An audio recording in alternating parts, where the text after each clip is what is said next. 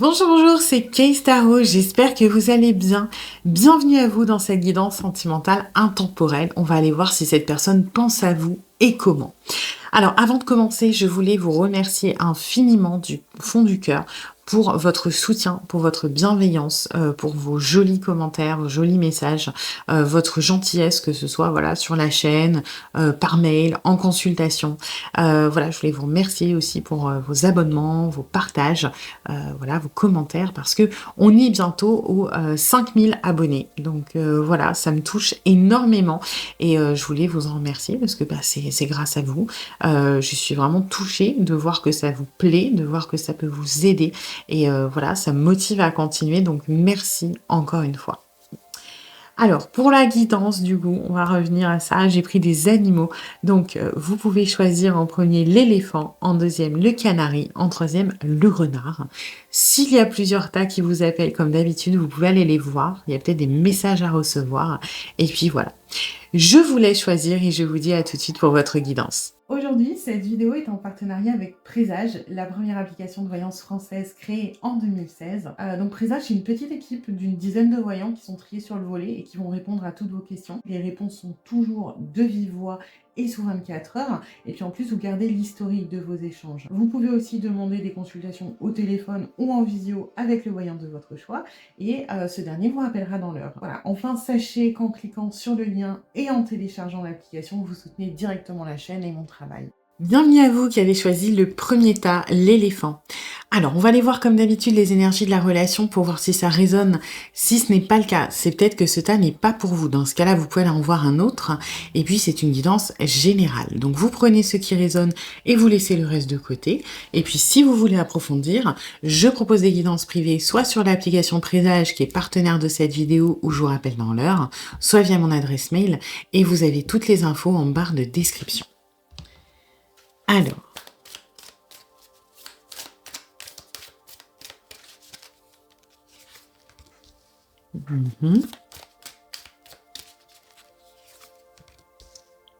D'accord.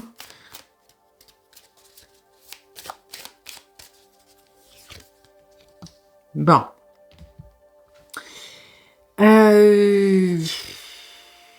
Pas fou. Pas fou, pas fou.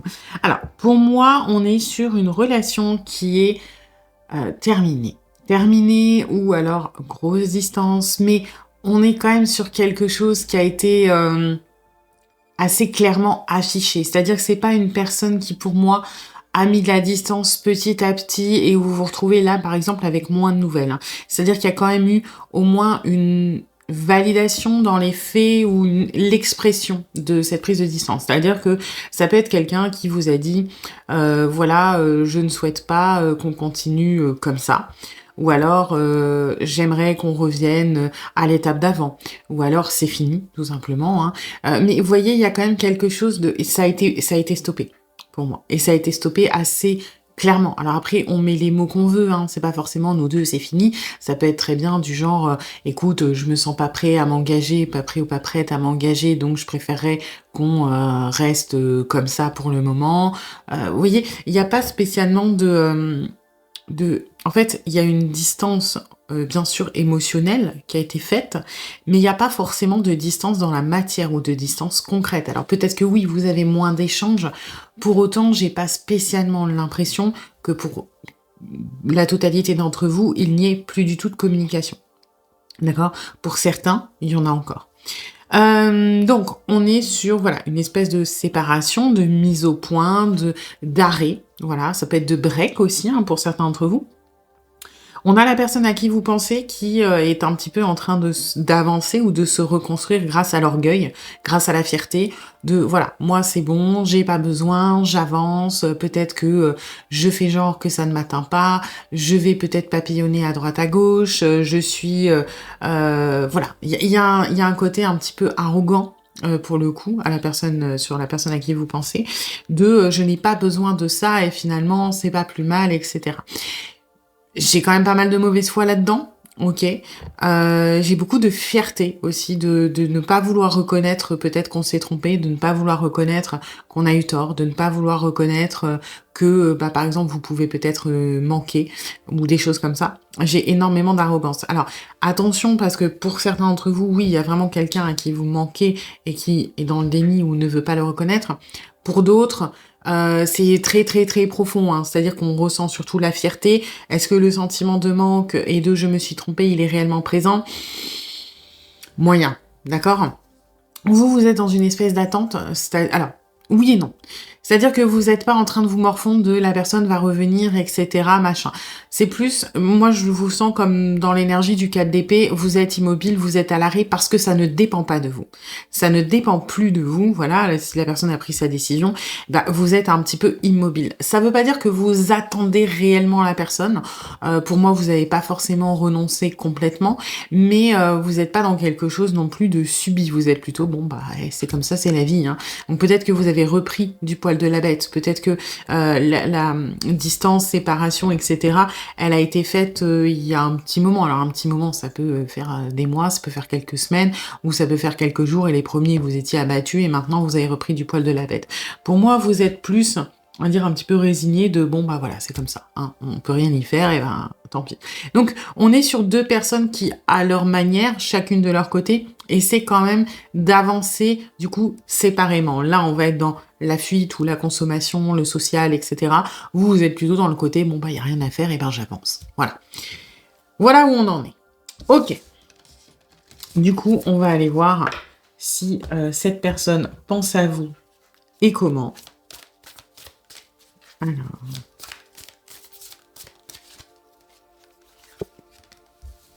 Ouais, forcément, on pense à vous et on pense à cette rupture qui a été faite. J'ai l'impression qu'il y a quand même un petit peu alors peut-être pas de nostalgie, regret, c'est pareil, c'est un peu fort, mais vous voyez, il y a quand même des vibes un petit peu négatives associées à cette rupture, hein. C'est pas youpi, libéré, délivré, je fais ce que je veux.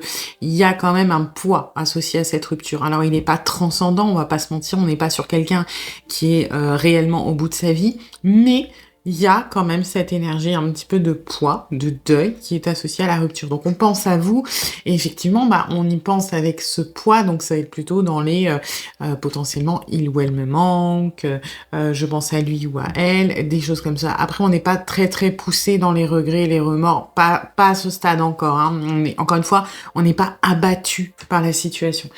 En même temps, c'est facile vu que visiblement, pour la majorité d'entre vous, même la quasi-totalité, c'est la personne à qui vous pensez qui a mis un terme. Donc, quand on est décisionnaire, quand on est acteur, c'est un petit peu plus facile de faire le deuil parce qu'on a pris la décision, on a eu le contrôle. C'est pas soudain, on ne subit pas, on l'a décidé. Donc forcément, on a une personne qui a peut-être été, qui est peut-être moins affectée que vous n'avez pu l'être.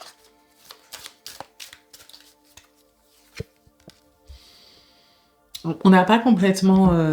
Vous voyez, c'est aussi pour ça qu'on n'est pas dans des énergies de deuil qui sont réellement marquées, parce que quelque part, on se dit que c'est pas tout à fait fini. Alors, est-ce que c'est un déni? Est-ce que... Alors attention, on n'est pas sur quelqu'un qui, quand il ou elle a pris sa décision, s'est dit « je vais mettre de la distance, je vais casser pour revenir après ». C'était pas une manœuvre. Maintenant, bah, on a eu l'illusion, on a eu le contrôle, on a eu la décision, c'est nous qui avons fait ce choix. Donc forcément, on est un peu dans l'optique ou dans l'idée de se dire que comme on a eu la main sur cette décision, on a peut-être le contrôle pour inverser les choses. C'est une manière psychologique de gérer les choses, hein, de se dire voilà, j'ai fait une erreur, je peux peut-être la rattraper. Alors que quand on subit une rupture, on n'a aucune illusion sur le pouvoir qu'on a là-dessus, puisque la décision appartient à l'autre. Alors bien sûr que au début de la rupture, on peut essayer de se battre ou alors suivant comment vous fonctionnez, hein, ça peut être de faire entendre son point de vue, de discuter, de rattraper les choses, de faire changer d'avis. Mais une fois que la décision est actée, généralement, on arrête de se battre parce qu'on comprend bien que le pouvoir, c'est pas nous qui l'avons quelque part. Alors que quand on casse, que c'est nous qui sommes à l'origine de la décision, on a toujours un petit peu cette illusion ou ce sentiment d'avoir le pouvoir et de se dire que les choses peuvent être changées sur notre décision, puisque c'est nous qui avons mis un terme. Et donc, on est plus dans cette espèce de schéma-là, c'est-à-dire, moi, j'ai mis un terme, oui, ça me pèse, oui, ça me fait chier, mais pas tant que ça. Pourquoi? Parce que je me dis qu'avec un peu de temps, de toute façon, je me laisse le temps de la réflexion, je me laisse le temps de peu importe, et si je souhaite changer, comme c'est moi qui ai pris la décision et que l'autre n'était pas d'accord, à tout moment, si je reviens, ça sera OK. La personne va me dire pourquoi pas. Donc, c'est aussi pour ça qu'on n'est pas, encore une fois, pleinement dans les énergies de deuil. Parce que on a ce petit truc de se dire, sur un malentendu, ou même, on sait même pas sur un malentendu, c'est qu'on se dit, voilà, si on change d'avis, ça ne devrait pas poser trop de problèmes. Bon, il y a une sorte de déni derrière ça, hein, de toute façon. Mais voilà, donc on se dit qu'on veut se laisser un peu de temps et un peu le temps de la réflexion. Donc il faut bien comprendre que cette personne, encore une fois, même si il ou elle a été ferme, même si il ou elle, aujourd'hui, dans ses énergies, est plutôt dans la fierté et l'arrogance, et pourrait donner l'impression de «je m'en fous», quelque part, cette personne n'est pas aussi solide sur les appuis que ce qu'il ou elle veut bien montrer. D'accord? On est sur quelqu'un qui est quand même un petit peu dans l'hésitation et dans le doute.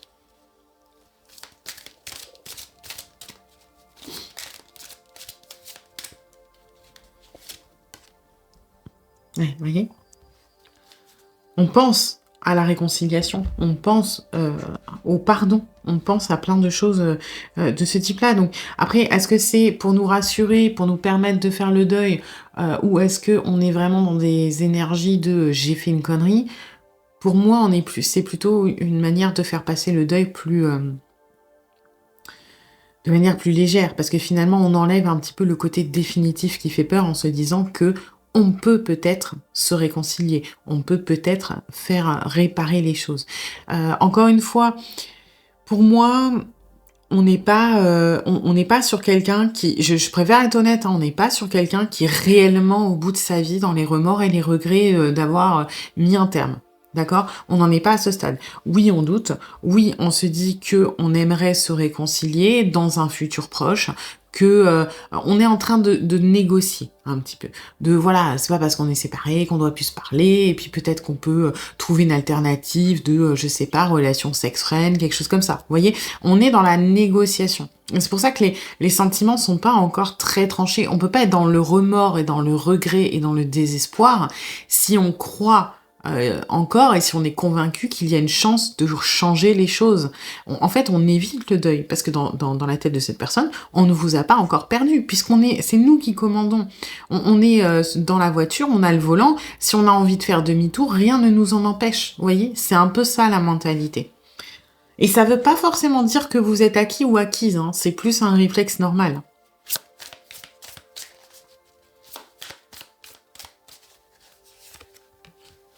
Ouais.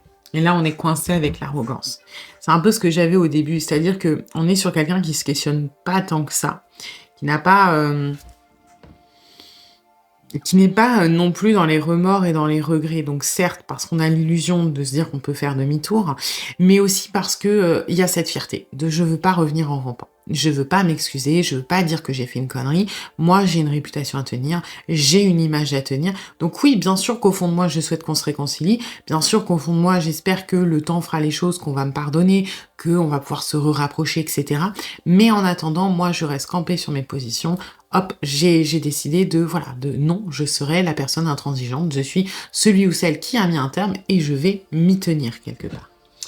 Donc voilà, on a quand même pas mal de fierté hein, là-dessus.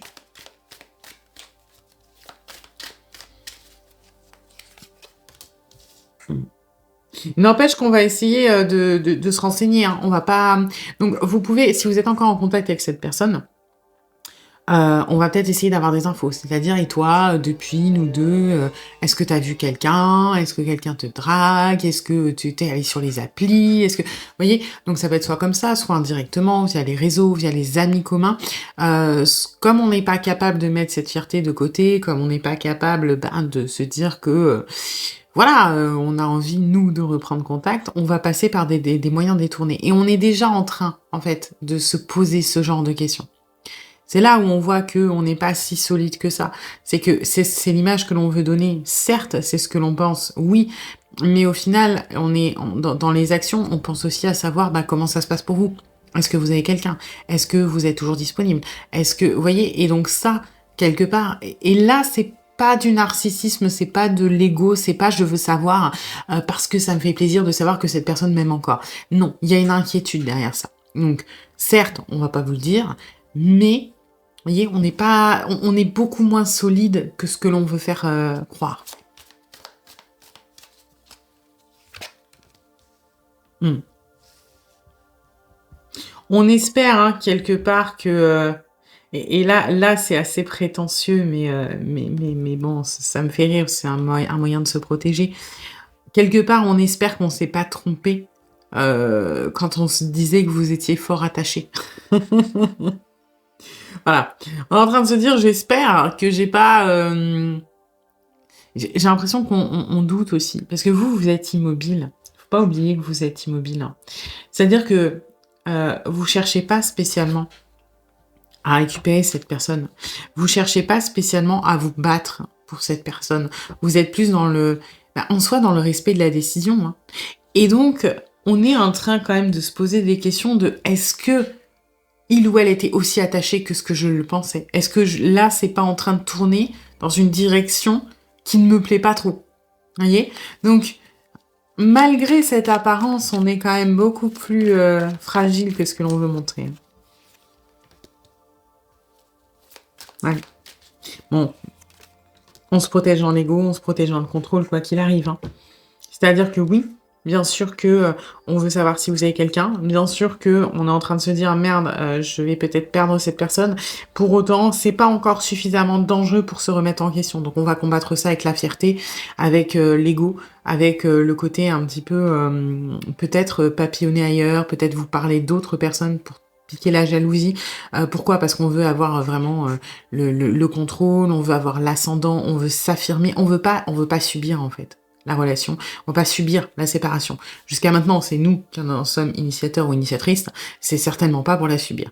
Donc, et on va essayer de combler le vide aussi, hein. Donc on peut se réfugier dans le travail, dans les amis, dans le social, dans les autres relations, et on a cette espèce de fuite, comme ça on garde, hop, l'image qui est importante de je m'en fous, je suis le bad boy ou la bad girl, et puis en même temps, on s'occupe l'esprit parce qu'en réalité, on est beaucoup plus fragile que ce qu'on veut bien admettre.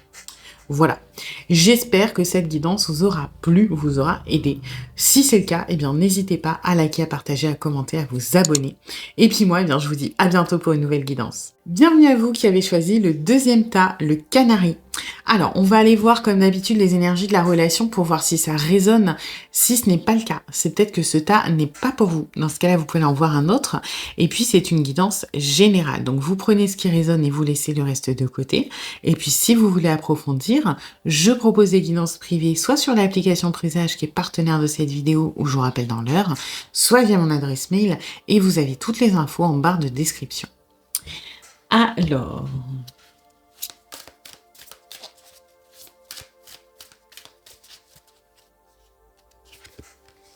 Ok.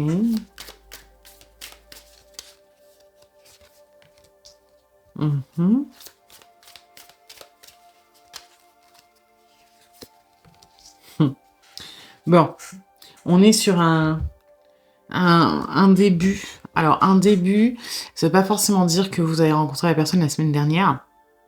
Quand j'ai cette énergie de début, c'est cette énergie où finalement on n'est pas encore réellement dans quoi que ce soit. Vous voyez, le champ des possibles est encore ouvert. Donc ça fait peut-être, ça peut faire peut-être 1 an que vous connaissez la personne, mais on est au début. Pourquoi? Parce qu'il n'y a rien de déclenché, parce que vous voyez pas énormément cette personne, parce que vous lui parlez très peu, parce qu'il n'y a pas eu de rendez-vous un dehors. Vous voyez, c'est plutôt une énergie de début, mais de début au niveau de l'avancement.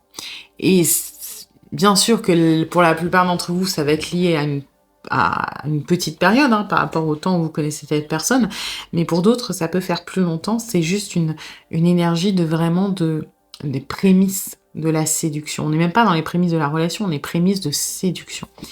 Bon, vous, de votre côté, de toute façon, des deux côtés, un coup de cœur. coup de cœur, alors, assez rapide pour le coup. Vraiment cette impression de, waouh, voilà, c'est là, ça me tique, là, ça me fait quelque chose, ce dont j'ai pas l'habitude et puis j'ai pas envie de juste me dire qu'il y a rien d'autre. J'ai pas envie de laisser passer. Alors pour autant, est-ce que je vais me lancer à corps perdu dedans? Non, puisque vous êtes encore aux prémices du truc. Mais je me dis qu'il y a quelque chose à en faire et que je peux pas forcément, je peux pas ignorer ce que je ressens. Je peux pas ignorer aussi ce que je vois. Alors après, quand vous êtes dans le mental, vous allez peut-être vous dire oui, mais peut-être que je lui plais pas, etc. Mais j'ai quand même le sentiment qu'au moment où vous avez pris conscience ou conscientisé votre coup de cœur, quelque part, vous avez, je pense, ressenti ou vu que c'était un petit peu réciproque, quoi, hein, que vous n'étiez pas non plus ignoré. Après, bon, bah, bien sûr, le cerveau rassure, se dit oui, mais non, pourquoi toi, et puis pourquoi pas une autre, et puis ou un autre, etc. Mais je pense qu'intuitivement, vous savez qu'il y a un truc qui a été, comment dire, réciproque. OK. La personne à qui vous pensez est plutôt dans l'idée de, d'essayer de tenter. Enfin, voilà. Alors ça veut pas dire, y aller, tout de suite, mais, on se dit: «Pourquoi pas?» Allez, ça vaut le coup de se laisser aller. C'est ça, c'est pas de tenter et donc de mettre en place des choses, plutôt de se laisser aller, de voir ce que ça peut amener. On est dans le lâcher prise d'une certaine manière. Vous, vous êtes plutôt dans: «Waouh! Le potentiel». Voilà, c'est waouh, ça pourrait donner ça, ça serait génial, cette personne me correspond trop bien. Vous êtes vraiment dans le ouais, dans l'appréciation de ce que vous avez, on va dire apporté finalement, hein. Donc on est dans quelque chose, quoi qu'il arrive, d'assez, lent, d'assez, peu actif, dans le sens où vous êtes, un petit peu dans la contemplation. Dans la contemplation, l'imagination, dans l'anticipation, et la personne à qui vous pensez est dans le lâcher prise, mais donc plutôt dans l'accueil, bien plus que dans le mouvement. Donc voilà, on est aux prémices de waouh, ça pourrait donner un truc de dingue, mais on fait pas grand chose pour le moment. Ok. Alors, on va aller voir du coup si cette personne pense à vous et comment. Ok. Alors, on pense à vous, oui, mais avec tristesse. Alors là, c'est intéressant parce que pour le coup, pourquoi? Ah, ok. Alors, pour certains d'entre vous, la personne à qui vous pensez est en couple ou vous êtes en couple. Donc forcément, quand on pense à vous, alors, c'est parce que ce que j'avais, c'est on pense pas à vous de manière, négative, c'est pas vous qui causez la tristesse, quoi. C'est pas donc soit il y a un lien quelque part, c'est-à-dire soit la personne est en couple et forcément quand on pense à vous, vous êtes source un petit peu de tristesse parce que, bah, potentiellement on doit renoncer à vous ou renoncer à quelqu'un d'autre et c'est pas évident. Soit vous, vous êtes en couple et donc forcément, bah, la tristesse parce qu'on doit renoncer à vous. Soit, pour certains d'entre vous, la rupture, je l'ai pas en mode rupture, je l'ai en mode, difficulté à faire ce lien. Donc c'est pas de la tristesse à pro enfin si, il y a une sorte de tristesse, mais c'est plutôt, bah, je dis une bêtise, mais par exemple, je sais pas, vous faites, du basket. Voilà, vous adorez le basket. Vous avez rencontré un homme ou une femme qui vous plaît, qui, bah, par exemple, qui est pas à la même session que vous, qui est à la session d'avant ou un truc comme ça. Et en fait, vous savez que cette personne vous a tapé dans l'œil, vous voyez bien qu'il y a des regards et des sourires, mais aucun d'entre vous n'arrive à faire cette connexion pour se parler, pour faire connaissance, pour, alors oui, peut-être que vous êtes dit: «Bonjour, comment ça va?» mais vous voyez cette difficulté à nouer les choses. Et il y a une sorte de, pour moi, on est sur quelqu'un de manière générale qui est assez passif. J'ai cette énergie de oui, on est dans l'accueil, dans le lâcher prise, mais on n'est pas moteur. Et donc forcément, il peut y avoir cette tristesse de se dire: «Bah, je sais pas comment enclencher la discussion, je sais pas comment développer ce truc-là et ça me pèse». Donc oui, on pense quand même pas mal à vous. Après, c'est vrai que c'est pas forcément associé à des choses positives pour le coup.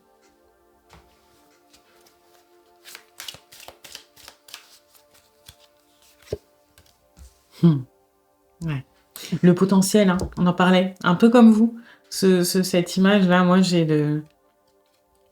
Je trouve, elle est très, très graphique, quelque part. Vous voyez l'enfant qui regarde avec émerveillement sa maman, comme si c'était, Dieu sur terre, comme s'il y avait rien de plus magique, de plus beau, de plus parfait qu'une maman et de tout ce que cette mère pourrait faire. Vous voyez? C'est avec adoration quelque part de, tout ce que je peux rêver, en fait, on peut me le donner. Vous voyez cette image de potentiel? C'est comme si, bah, je sais pas, hein, selon, ce qui vous intéresse, si par exemple, voilà, alors ça peut faire Cupide, hein, ça fait très Picsou, mais vous imaginez Picsou devant sa piscine de pièces, quoi, qui regarde en mode: «Waouh!» Alors non, Picsou, il dirait pas: «Qu'est-ce que je pourrais faire avec?» parce qu'il veut les garder. Mais vous voyez ce truc de, je sais pas, imaginez que vous rentrez dans un magasin, qui vous plaît, hein, ça peut être un magasin de fringues, ça peut être la Fnac, ça peut être, alimentaire, ça peut être, une boulangerie, ce que vous voulez et imaginez de vous dire, «Voilà, tout le magasin, je peux prendre ce que je veux, c'est gratuit».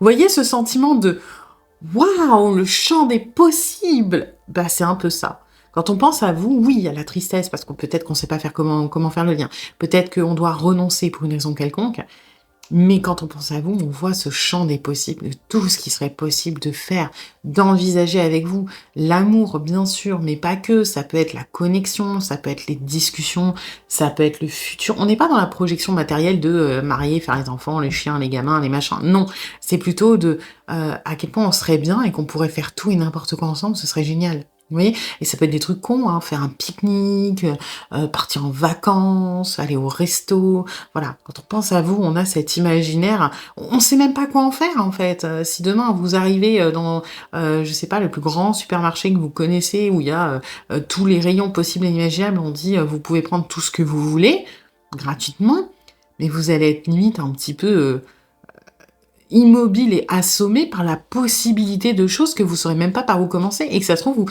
vous saurez même pas citer des trucs parce qu'il y en a tellement, bah, c'est un peu ça. Donc vous vous rejoignez un petit peu là-dessus, hein.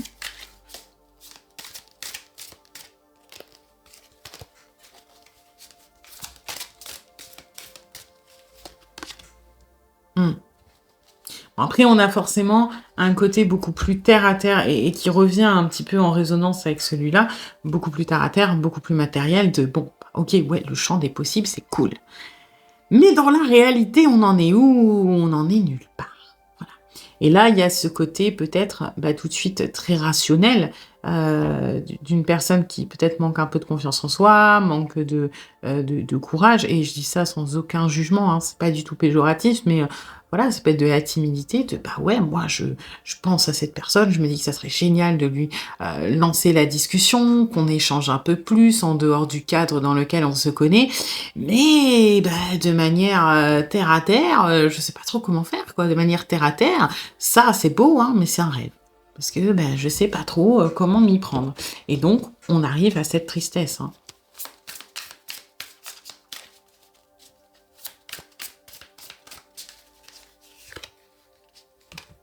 Mmh. Bah, ouais. On a ce de toute façon, cette énergie un peu manque de confiance en soi, peur d'être rejeté, peur d'être blessé, peur donc oui, en fait, on pense beaucoup à vous et on pense à vous de manière positive, hein, faut pas mentir. Mais bah, tout de suite, c'est un petit peu voilé par ce truc de, voilà, je sais pas comment faire, ça marchera pas, on va me rejeter, ça et donc forcément, bah, ça donne un état d'esprit ou du moins une pensée qui reste pas longtemps très positif, quoi. Parce qu'après on se voilà, on réfléchit, on suranalyse, on surinterprète peut-être, on a les peurs qui s'y mêlent, donc ça donne un état d'esprit finalement, effectivement, pas réellement triste, mais un peu morose malheureusement quand on pense à vous, parce que c'est le contre-coup. Voilà, la joie est telle que, bah, le contre-coup, c'est un petit peu, voilà, je reprends l'exemple du magasin, vous allez donc dans le magasin de vos rêves, on vous dit: «Vous pouvez prendre tout ce que vous voulez, c'est gratuit» et là on vous dit, «Par contre, bah, faut que ça tienne dans ce sac-là». Voilà. Bah, vous voyez, vous vous êtes fait plein de films, vous avez commencé à vous dire: «Je vais ramener une télé, je vais ramener une console, je vais ramener un mixeur» ou je sais pas quoi et puis là, on vous dit: «Bah, ouais, mais le sac, il est comme ça». Bah, vous voyez tout de suite là, «Bah, ouais, mais ça marchera pas en fait, comment je vais faire?»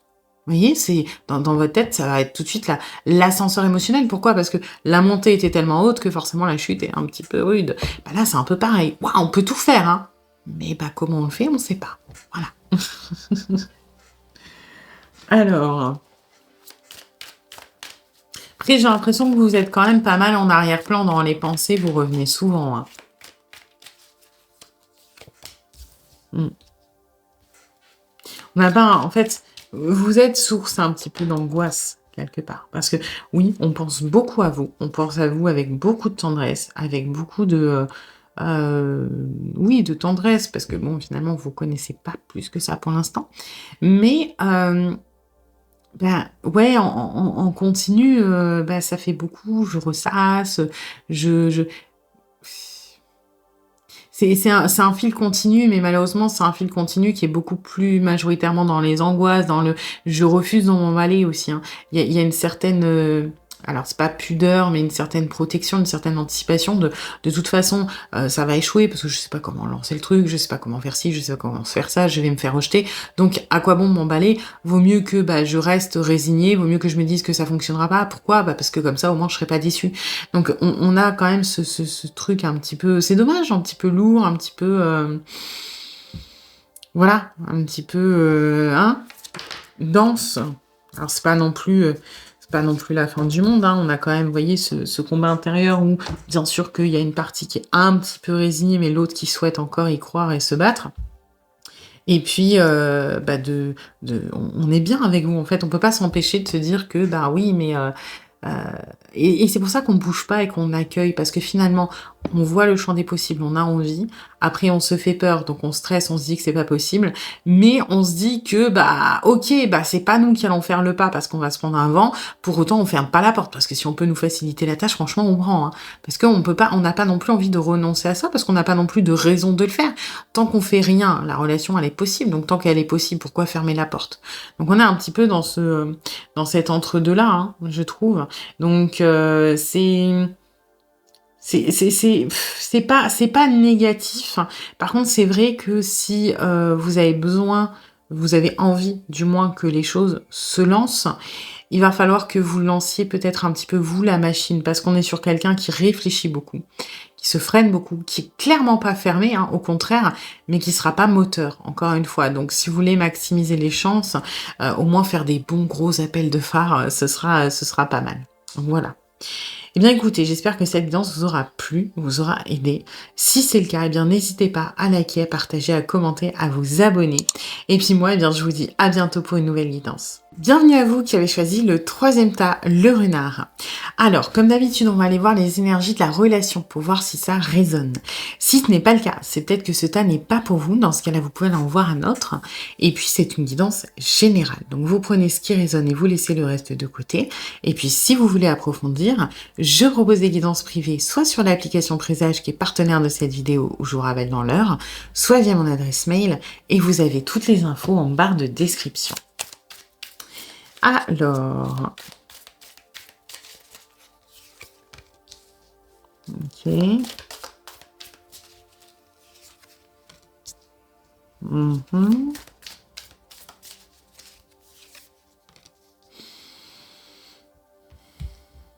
Ouais, ouais. Alors, pour moi, on est sur une amitié amoureuse. En tout cas, c'est quelqu'un que vous connaissez depuis un moment. Et on s'est un petit peu enfermé dans quelque chose là. C'est con, hein, parce que vous êtes tous les deux convaincus que l'autre est la personne qu'il vous faut, limite.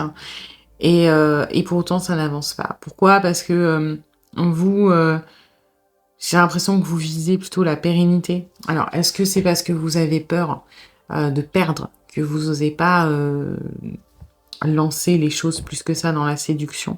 C'est possible. Pour d'autres, bah, vous avez déjà essayé et ça bloque.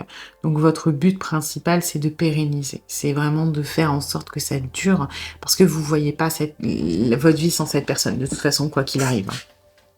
D'ailleurs, vous en êtes à ce stade un petit peu, peut-être parce que c'est compliqué, de peu importe ce qu'il ou elle est dans ma vie, du moment que il ou elle est dans ma vie. hein. Le rôle, on s'en fout du moment que la personne reste. Il y a énormément, énormément d'affection et d'attachement des 2 côtés et le problème, c'est que la personne à qui vous pensez est un petit peu en mode parano quand même, hein. Un petit peu en mode parano.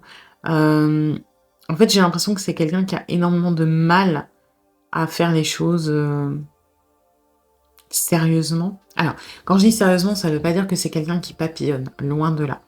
C'est plutôt que c'est quelqu'un qui, vous a peut-être déjà, donné des pistes, donné des clés, mais plutôt soit sur le ton de l'humour, soit sur le ton peut-être de l'agressivité. Alors je sais que ça fait bizarre dit comme ça, mais il y a des gens, il y a des personnes, hein, et chacun est comme il est, hein, de toute façon. Il y a des personnes qui ont du mal, par exemple, à dire certaines choses et qui vont, paraître agressifs parce qu'ils vont compenser.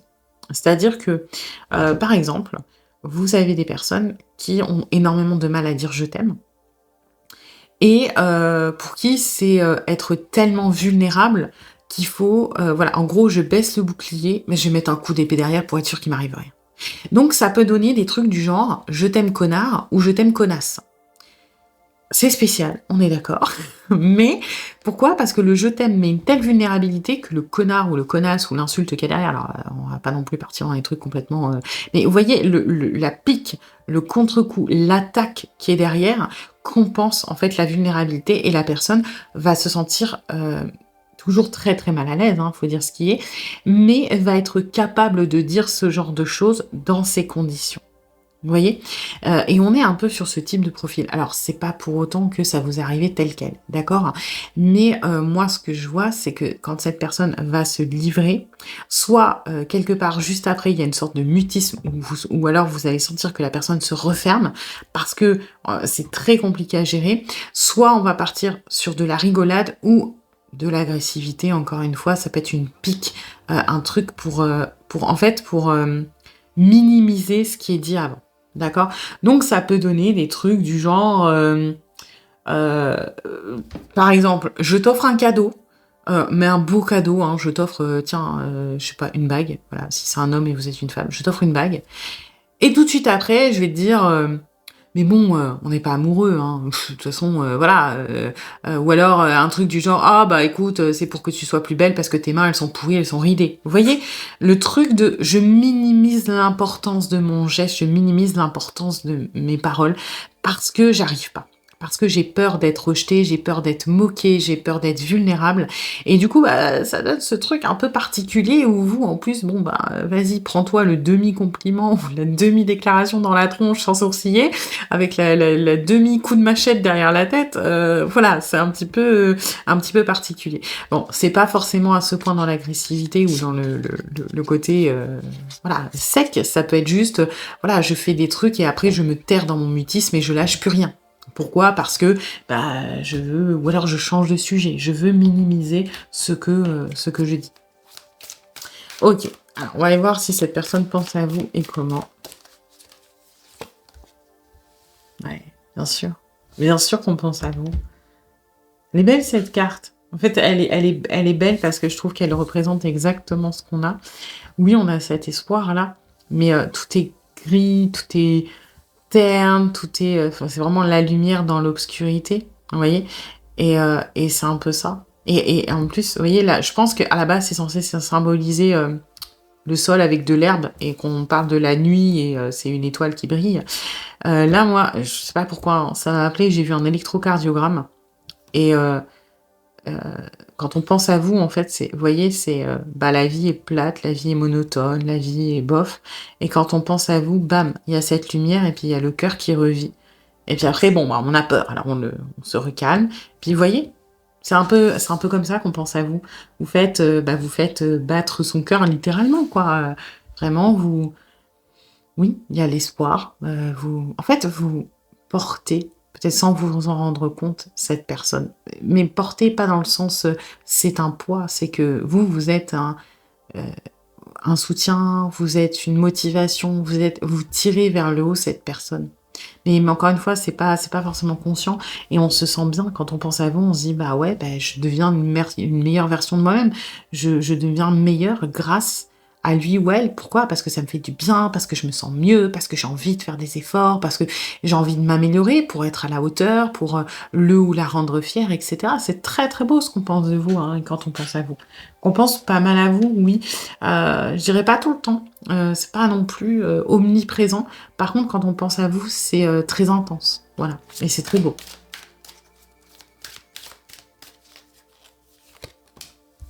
Ah, vous voyez, la guérison, j'en parlais, ce truc d'électrocardiogramme. Ça ressemble pas du tout, hein, mais moi, ça m'a appelé comme ça. Et oui, bah, vous nous faites du bien, hein. Clairement, quand on pense à vous, on est reconnaissant. Pourquoi? On se sent mieux, on a l'impression d'avancer, on a l'impression de guérir. C'est peut-être pour ça aussi, hein, qu'on bloque à la base et qu'on a ces comportements-là par rapport à la vulnérabilité. On a des choses sûrement qui sont à gérer, qui sont à traiter. Et, euh, et c'est ce qu'on... Quand on pense à vous, on a l'impression d'aller mieux, on a l'impression que ça s'arrange, on a l'impression que ça fait du bien. Et on vous voit pas comme l'infirmier ou l'infirmière, hein, vous n'êtes pas du tout ce rôle-là, on vous voit pas non plus comme le sauveur ou la sauveuse. On n'attend rien de vous, on constate. C'est pas pareil, hein.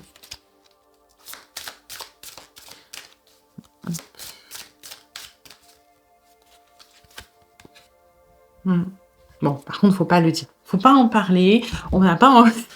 Voilà, on veut pas vous dire les trucs, hein, pas trop, hein. Et si on vous les dit, voilà, encore une fois, vous voyez, on le dit pas. Et si on dit, on va se dire, ah mon Dieu, tais-toi. Donc on va balancer une vacherie derrière, ou un mutisme, ou une blague, ou un truc, parce que voilà, on n'est pas encore prêt à ce que ça se sache. Nous, on a l'espoir, nous, on se sent mieux, mais on n'est pas encore prêt. Donc voilà, on essaie. Mais j'ai l'impression que c'est de plus en plus compliqué. En fait, c'est plus une conviction du mental, c'est-à-dire que moi, je sens quelqu'un qui essaie de se retenir de dire les choses. On a de plus en plus envie de vous les dire, je vais y arriver, ou de plus en plus besoin peut-être de vous les dire, et on pense que c'est toujours pas le moment, donc là, on se réfrène, et là, c'est conscient et c'est voulu, hein, de se restreindre comme ça.